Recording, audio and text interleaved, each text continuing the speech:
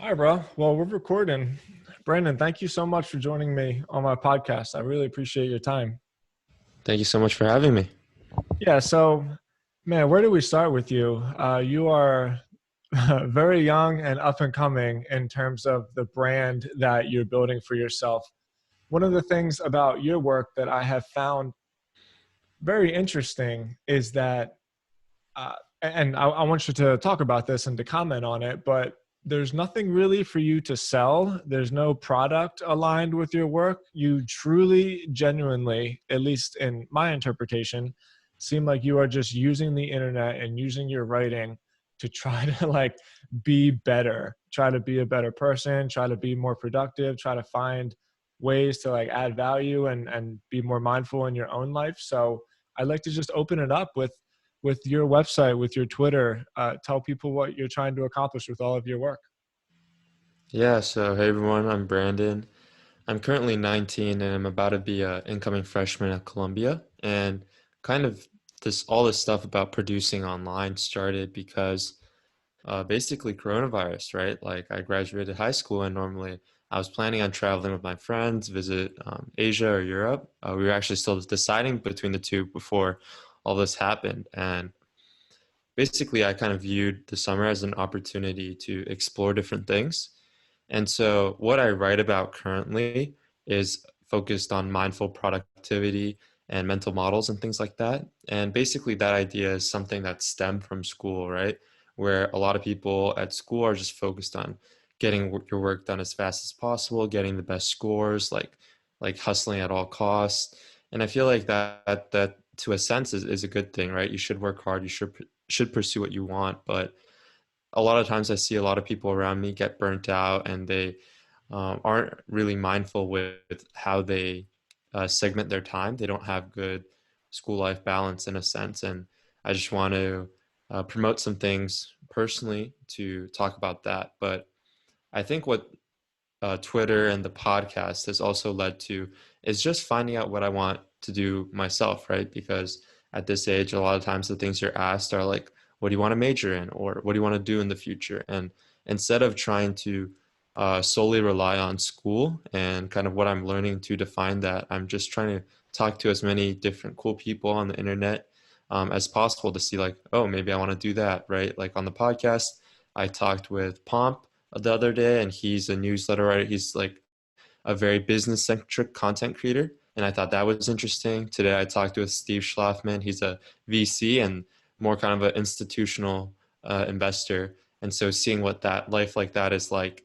And basically, yeah, like you said, not really trying to monetize everything because luckily, like you said, I'm still rather young and I don't need to create to kind of sustain myself. I'm lucky in that sense. So I'm trying to take advantage of that as much as possible to just explore different areas. Have you always been a writer? It seems like that's the medium that you're most comfortable in. Has the written word always been, well, yeah, like I said, something that is comfortable to you? Do you feel good in that medium?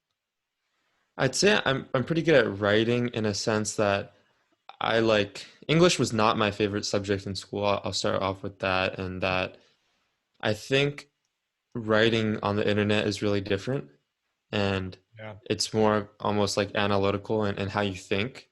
And I think that's reflective. I really like history. I like reading about history. I like psychology as well. So I'm not huge on science, but because of that interest in psychology, like you're drawing in a lot of scientific topics in a sense.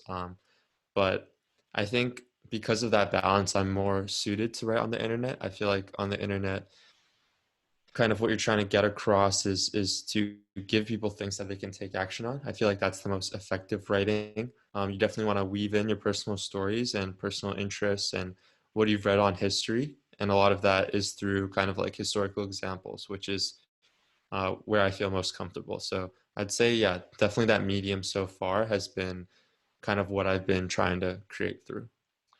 Okay. Well, talk to me a little bit about that because I agree. Writing on the internet is different than writing a novel. And I've really only written on the internet, but I have a lot of experience with it. So I'm comfortable, like you said, in formatting content properly in a way that just appeals to the eye. You have to assume that people are scanning content a lot.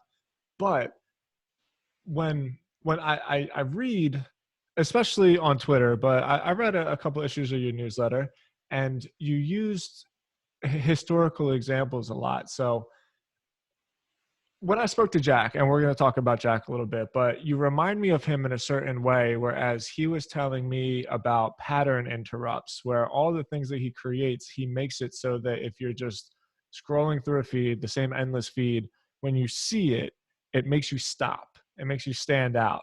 And especially on Twitter, uh, you do that. And like, I commend you for that, but I want to know if that was intentional, right? Like, have you built that idea of pattern interrupting into your content, and how have you used like those historical examples to relate to your personal experience?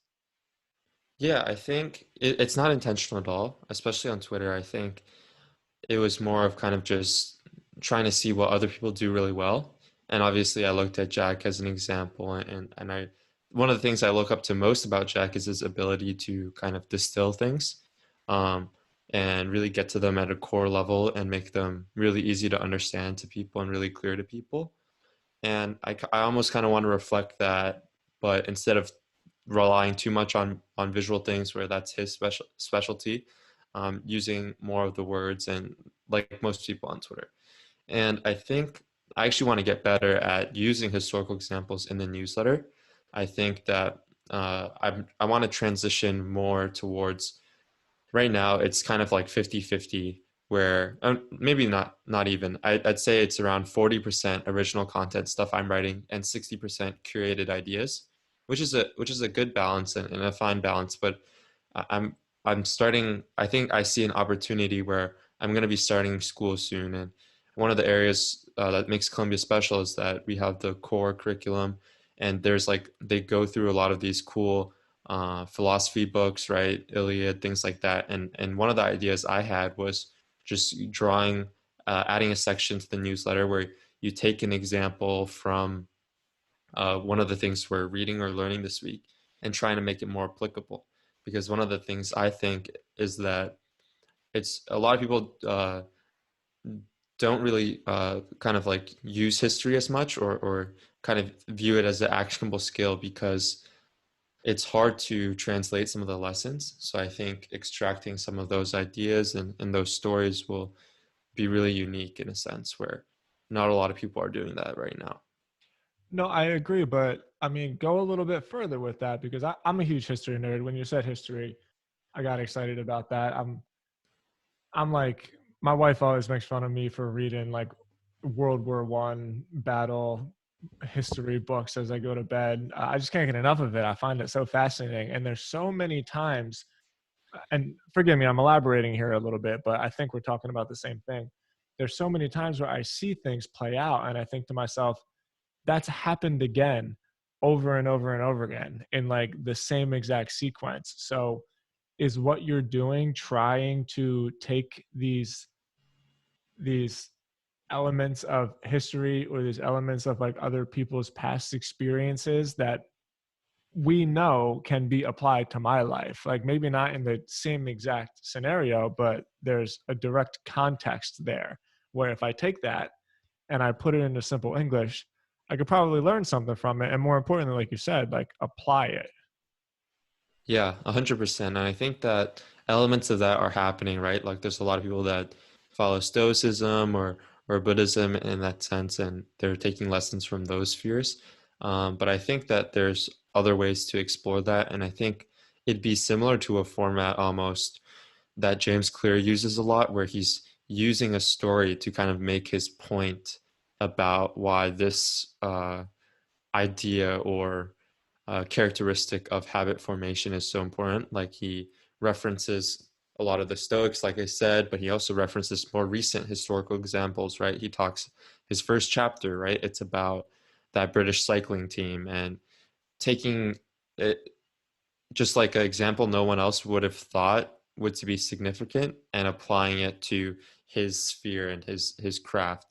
And I think that a lot of people get it wrong when you say you're interested in history, right? Like obviously a big proportion of that is kind of the wars and the kind of development of these civilizations, but also a lot of it is just individual experiences. Like you said, like it's really interesting to hear about how these people lived, and there's a lot of lessons that can be replicated and are not talked about enough. What an interesting people that want to develop an online brand, at least in my experience, it's important to have something unique about you, right? And it doesn't have to be like the most groundbreaking, earth shattering, unique idea. It's just something that you can kind of hang your hat on. Me personally, the first brand I ever built was built around recovery. I got really involved with like addiction recovery. And that gave me like something specific to get my name out there, which then sort of gets you through the door where you can talk about bigger entrepreneurial things or whatever, right? You mentioned Pomp. He's a good example. I remember a couple of years ago, he was strictly crypto stuff, and not even crypto, but strictly Bitcoin stuff. And now, um, yeah, he's just expanded. He's got a much broader general audience, and so I think what you're doing is really smart. Where you're still at the beginning stages of it, but you've come such a long way. But I really think that you're doing it right, where you find some particular angle and particular avenue to focus on. And then as you build your brand and you build your reputation, you can really talk about whatever you want to talk about. Yeah, I think it's for me right now, kind of the blog is more of kind of the niche down place where I talk a lot about uh, kind of this idea of mental models and mindful productivity, and that will kind of translate to the newsletter as well. I'm trying to shift the newsletter in that direction. But I think, right, the like you mentioned, the podcast is kind of like the open platform on the side where I'm Me keeping, too. yeah, and allowing me to just explore different things. And if something changes and that becomes my interest, like I'll just start writing towards that and the parts of the audience that want to stay, which I think talking to Pomp and learning from him is a pretty large portion. Like obviously you'll get some unsubscribes saying like, oh, you're leaving this topic, I don't want to hear from you anymore. But because if you're doing it for long enough, they kind of like get to know you and like the way you write, like the way you think about things. Doesn't matter like what you're talking about. If it's like kind of related or if you're kind of talking about it in the same way, well, they'll probably stay. Yeah. Okay. Let me get a little bit more specific.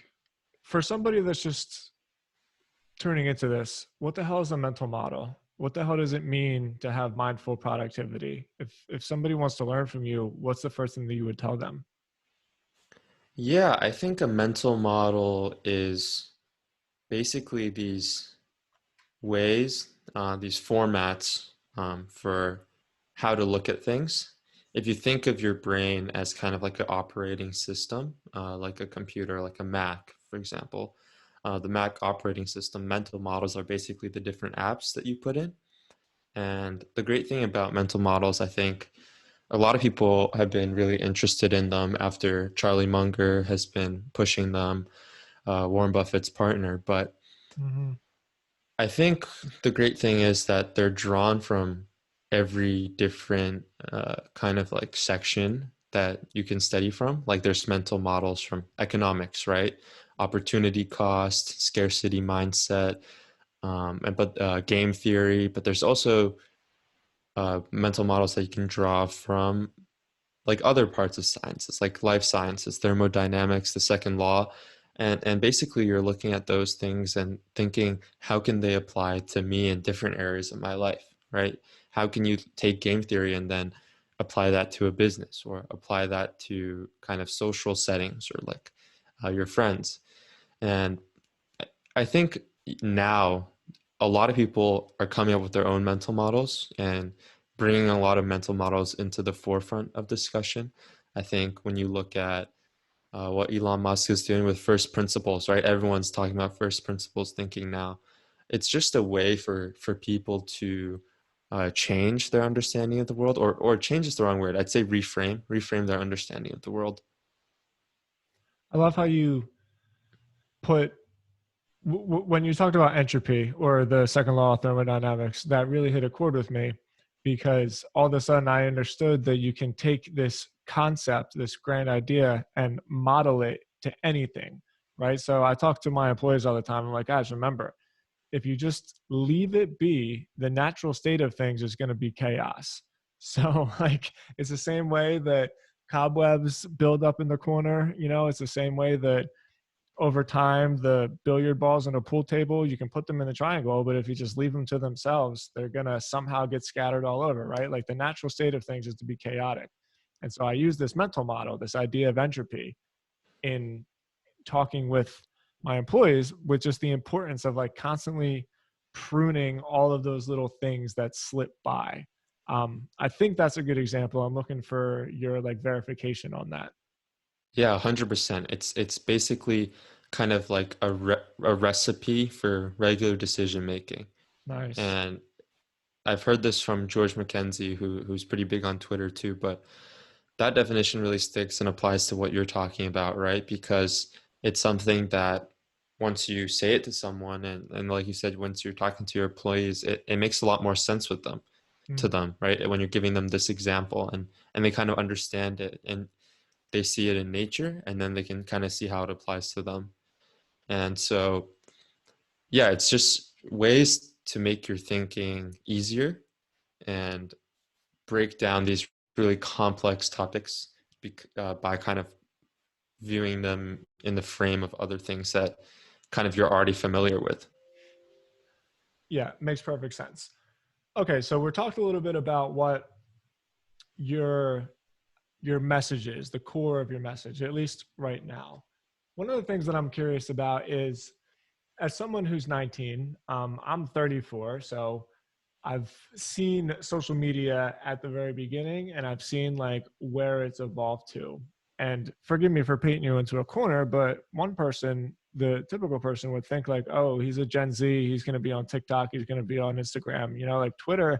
It sounds funny saying this, but Twitter's like an old school social media platform. So why on earth, out of all of the different handles and all the different platforms that you could build a brand on, like why did you choose Twitter? Yeah, I think for me it's unique, right? I grew up not using Facebook really. It was Snapchat and Instagram growing up. And I think that, right, Matthew Kobach on Twitter does a really good job of kind of painting the different types of people that are on these different types of platforms.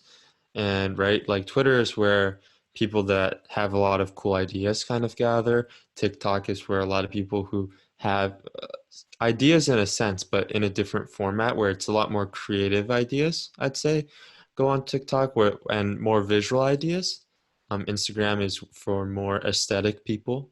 I feel like people that have specialties in editing, taking photos, making longer form videos are on Instagram. And what drew Twitter to me, like obviously when I first used Twitter, it was mainly to keep up with like sports news. I followed like Woj and things like that, Adam Schefter, Darren Ravel, um, and it was just to keep up with sports. But slowly, I kind of discovered a lot of other people that were talking about really interesting things on Twitter, right? Like I said, George McKenzie, Naval Ravikant, David Perel, sharing their ideas on different theories, different writings. Kind of realized that there is a side of Twitter that is very responsive to cool ideas, and putting yourself out there will get a response. And kind of that's how I got into it at first. Made a new account from my old one, which followed like maybe like 400 like sports accounts. Um, but then slowly grew an audience. I started around 3 months ago, probably around 4,000 followers now.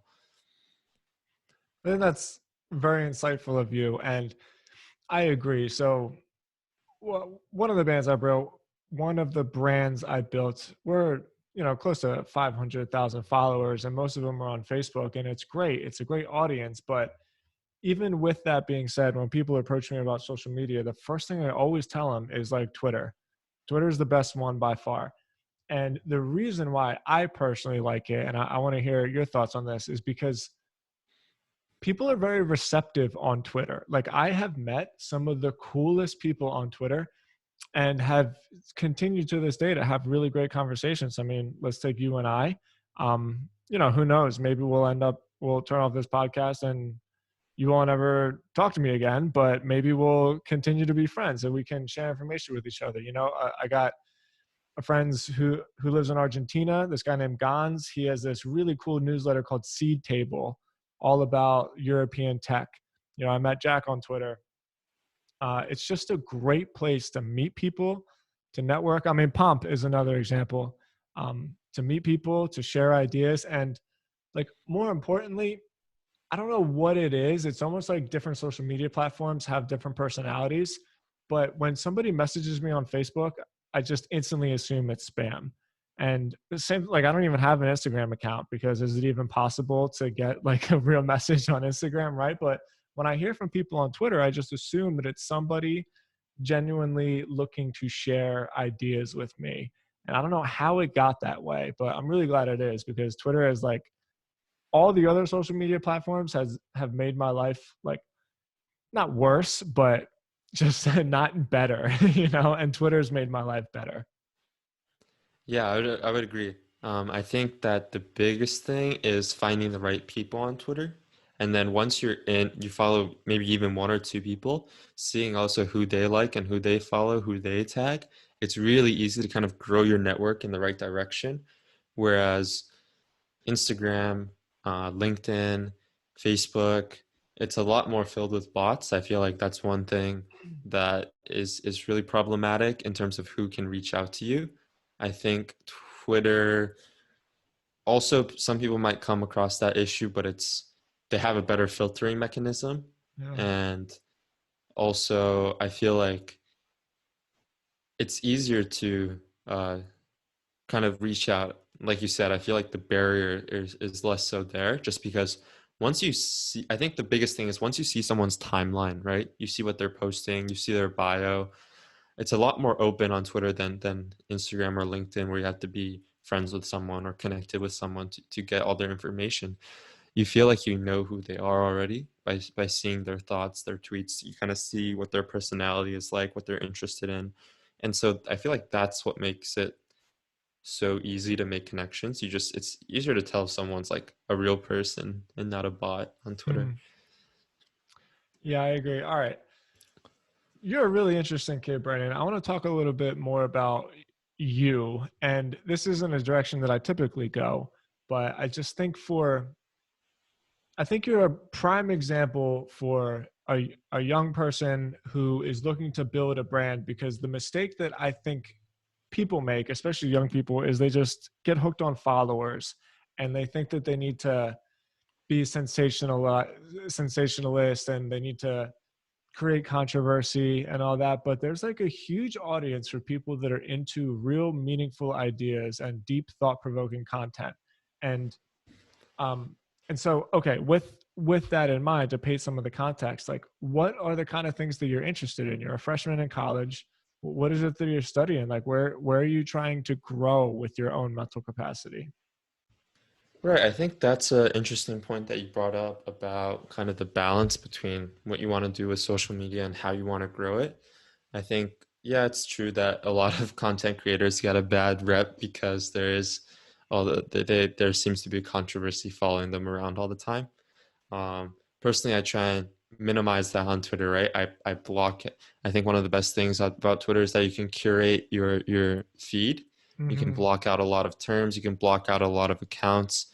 I try not to follow anything political on Twitter because I just find the comments to be very negative. And if you want to read something or keep updated, there's a better formatted sources out there. I mean, but on the point of what I'm interested in, I think what I'm interested in school is also pretty similar with kind of what I talk about, uh, like on my newsletter or on my site. Love history, love psych, love econ. I think the intersection of those three are really cool in terms of uh, maybe analyzing business models, but also understanding what psychology goes behind that. But just definitely still in the testing stages of what I want to do. Um, yeah, I'd say that. So is that your plan? Do you plan to build a business around your brand? Is that where you're going with it?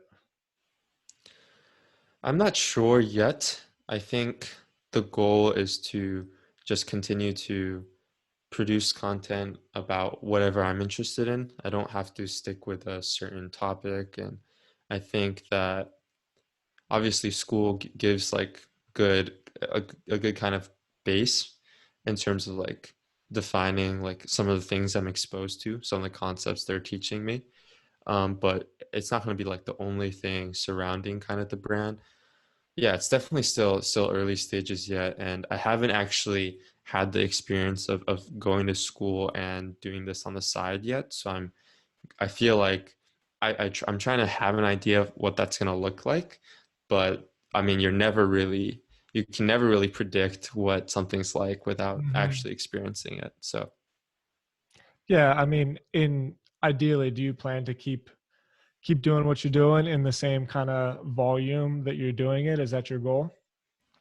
yeah, I think in one of the essays I wrote about what I want to do is that I want to maintain kind of like a weekly publishing schedule, both for the newsletter and for the podcast at least. I think those are doable even with how busy school kind of make me. I'll probably have to tone down on how often I write an article, but I think I can explore that kind of urge to write in the newsletter still. Like I said, I want to do more original content there, but I still think writing a newsletter is I've gotten into the rhythm. And one thing I will talk about, I forgot to talk about earlier when you brought up the question about writing. I took Write a Passage with David Perel, and that was really informative. And one of the things I learned from that is to write from abundance, to have a good note-taking system. And basically now my newsletter doesn't take me nearly as long as it did before. It's also kind of fruits of practice and just consistent iteration.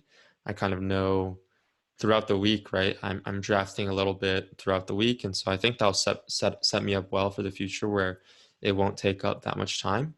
And the podcast, I've gotten to a point where my conversation is pretty natural with the speaker, so I don't really have to do any heavy editing. Just um, go through with one listen, add an intro, outro. I have kindly a video editor that's working with me on YouTube to put out YouTube stuff.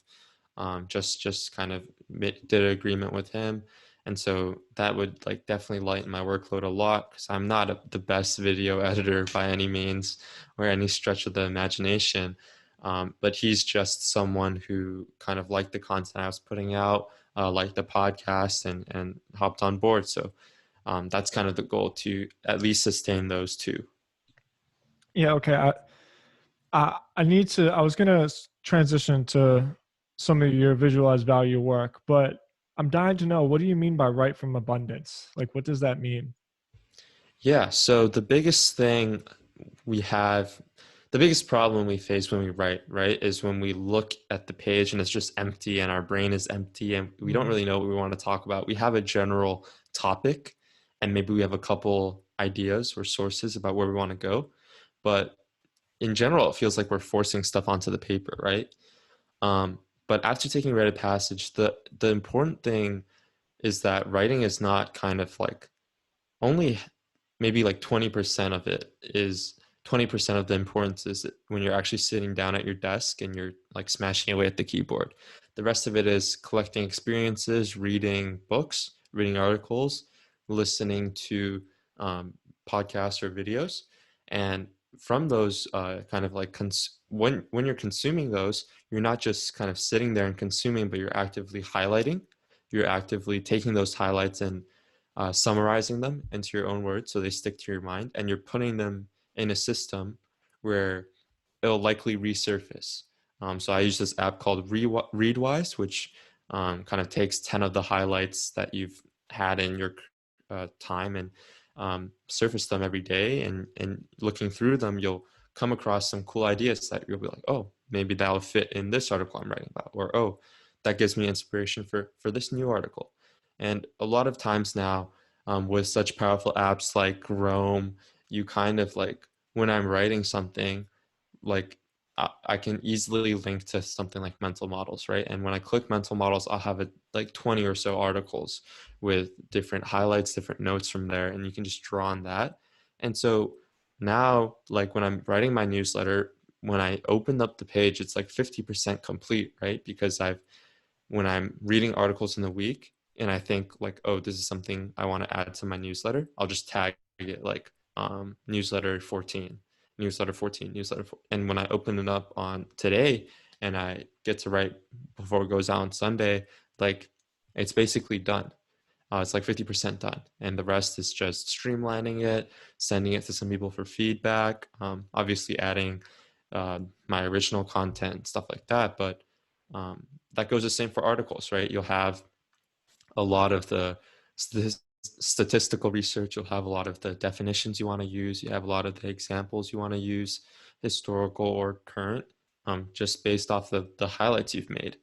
And that's been something that's super interesting for me because now you get more time to read, and that reading time, before I thought it was just like, oh, I'm just reading for fun, but now it feels productive in a sense. You're taking notes on the highlights you're making. You're thinking, oh, how can this fit into what I'm interested in? And you're just always doing that. Obviously, there's still times like I relax and just watch YouTube for fun. Obviously, I'm not like a machine in that sense, but it's definitely made it so much easier to produce where I'm not like, oh, it's so hard to write. I hate writing. It's a lot more kind of like, let's go and get this done. Yeah, it's funny you brought that up. My friend Gans, I told you about, he was trying to get me hooked on Rome. Um, I know Nat's really into Rome, and it's kind of like this. I think it's like this cool little techie. I don't want to call it a trend because people get a lot of value from it. I've tried to use it, but every time I do, I ran into that same thing you did, where it's like I'm always working all the time, I'm writing all the time, and I enjoy my work. I'm not complaining. I love what I do. It's just sometimes I want to chill and read a book and not feel like I need to be like optimizing everything in my life. So I gave it a chance, and ultimately I was just like, you know what, man, I still enjoy notebooks and pens, and I have a habit of that. Don't get me wrong. I write in my notebook every morning and every evening, and I keep like an inventory, and I keep just ideas, and it's worked for me. But I think Rome is really, really cool. I think it's a great product. I see guys like you using it and gals like you using it, and I think it's dope. I can't get into it, man. Like, Yeah. I really tried. Great. Well, let's talk about your work with Jack. I got a lot of respect for Jack, and I think he's really on to something. I actually put him in the newsletter this morning, the copy blogger newsletter. It's 200,000 people. And I gave him a little shout like, hey, man, there's going to be some traffic coming your way. But what I highlighted in the newsletter is just that idea of being able to take these abstract visual concepts and putting them very, very simply in a tiny visual. And my website, Copy Blogger, is all about copywriting, mostly content writing, but mostly copy, like persuasion writing. Yeah. I've been thinking a lot about this idea about, does, if something is a visual, can it still be classified as copy, right? Like you're telling a story, you're given a reason, you're giving your audience a reason why like this idea is something that you want to bring into your life. So with all that being said, why did you decide to reach out to Jack in the first place? Like, what was it about him that that inspired you, and what are some of the work that you guys are doing together? Yeah, so I first had Jack on my podcast. That's how I got to know him. Cool. I initially reached out because I thought visualized value was their kind of message of increasing someone's mental wealth and allowing people to kind of increase their time by productivizing themselves was really, really interesting. And after doing the podcast with him, I think it was mutual that we both kind of gained a lot of respect for one another, and him partially because of how young I am in a sense. But then I was in Write a Passage in class, right? And one of the classes was about how to craft a perfect cold email to get an opportunity for yourself. And I kind of cheated in that I already knew Jack, been DMing him, and I had him on the podcast, so it wasn't completely cold. But I kind of just reached out and said, "Hey, I'd love to work with you and help you grow Visualize Value. I know that you're trying to do a ton of things right now. I know Celia, his wife, was helping him, but I thought that maybe I could do some things that could benefit them. And so right now, like you said, he's been busy personally. So we haven't completely gotten off the ground, but some of the things I'm doing for him include doing the community kind of newsletter. Basically, we're trying to do a new format for that where we're highlighting a lot of the interactions within the community, how to, some of the work share and the amazing work that some of the members do there, and revamping that both to the community, but also as something that could be released on Twitter as a tweet thread, as a way to show people like this is a valuable um, workspace that you guys should come and check out. Another thing is Jack does this weekly thing again for the visualized value community that was is called office hours, and before it was just Jack teaching lessons, talking about um, different concepts to grow a business, grow a product. But we realized that quickly after doing 30 of these, like not a lot of people have more than 30 hours of content themselves, right? So what we're doing is inviting on different guests. And last week we actually had our first one on where we talk a bit about basically like how what is this person's central message, central business model, central life model, central idea that they might have. This week we had Rohan, who's created multiple $1 million businesses, and we basically talked about how he viewed his business model because it was very unique, something different from what a lot of other people kind of thought, and it was very informative. And Jack was kind of the host, but he's also using his skills of design to crystallize some of Rohan's central ideas. And that got really, really good feedback because it's people like to understand other people's perspective, especially someone with as much experience as this. There was a great Q&A session afterwards. And in general, there's just a lot of ways we're looking to expand this. And I think that it doesn't just have to be business models. We're thinking about inviting chefs on or entrepreneurs on, um, athletes, architects, anyone with cool ideas and visions and things that they just want to distill. Because at the sense of it, at the center of it, like Jack is a very talented designer, but what I look up to him the most about is how he's able to take these ideas and be like, this is what it is at its core, and that's why it's so easy for him to create a simple design. So those are two of the things where we're working on currently. Um, One thing I'm working on by myself for Jack, like not as collaborative in a sense, is that I'm helping collect a lot of his best tweets and making a database in a sense for that, trying to categorize some of them, his best threads from both Visualize Value and his personal account. I'm currently using a Notion database, organizing some of that, some of those images, but it's been very rewarding so far.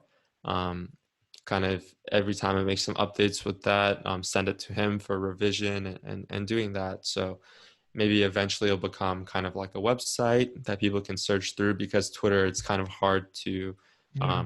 search things by category. So that's a cool project I'm just working on as time goes by, but looking to expand the relationship as we continue and he grows the Visualize Value brand.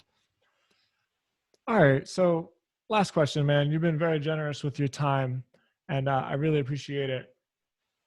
If out of all the people that you've talked to so far and the different mental models that you've explored, if you had to really decide on where you're going with this, let's say that something happened, Columbia sends you an email yesterday saying like, hey man, school is done, we're not doing this anymore, like you're on your own. You know what I mean?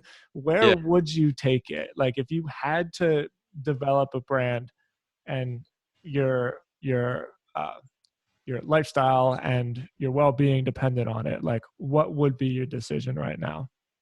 Hmm. I think this will kind of, it's funny, right? Because I have the podcast and a lot of it is recency bias, right? I just spoke to Pomp, and because of that, I'm really into what he's building and his model, right? Like whoever's the last kind of podcast guest I have, because of how excited they are about what they're doing themselves and the conversation that we have, I'm usually like, whoa, this guy is building something really cool. And so I'm going to give a remix of that where I kind of like what Pomp's model is, right? He has his podcast, he has his Twitter to build his audience. I like those two things. And he has a paid newsletter, right? He writes about finance and things like that. He has a bunch of paid subscribers. I think I want to build a paid newsletter. If you told me today that I can do anything, I'd build a paid newsletter. I talk about mental models and mindful productivity in that paid newsletter. But I continue with the podcast and have the interview podcast just about bringing in really cool guests and educating people about kind of everything that whatever I'm interested in that week, pretty much.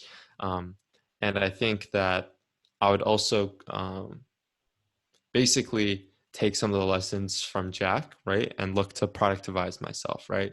Build a course, uh, kind of on the lessons that I've learned in these short 3 months about kind of the different mental models and how you can apply them to your life. That's if Columbia canceled today. I'm not sure I would do that just in my free time now, just because I feel like I have a lot more to learn and grow in. But yeah, that'd be my answer. I think you should go for it. Personally, I'm a very entrepreneurial type. I've like I didn't go to school. I've never really had a job. I've always just built my own businesses. So I'm biased in that way where I think about, and I'm not trying to influence you by any means, but like I think about spending money on college and getting a job. And I'm like, why? Like you could just do it on your own. So I think you should just go for it. And also, um, you know, paid newsletters I'm really interested in. We talk about paid newsletters a lot on Copyblogger because one of the benefits from it is that a lot of content creators, especially writers, don't feel comfortable building products. They're two completely different things. Just because you can write doesn't necessarily mean that that skill is going to translate into building a product that's worth money. So I think a paid newsletter is a really good option for people who like want their content itself to be the product, right? And Yeah. and I think that's a cool way to do it. Like you use the podcast, you use like a little bit of free written content to basically promote the paid membership for it. So if my opinion matters to you, which it shouldn't, but if it does, my vote is that you should just do it. You should just start now because you're only going to go up from here. And like a year from now, you'll be like, damn, if I would have started today, I would have been so much further along. So that's my vote, man. You should go for it. Yeah.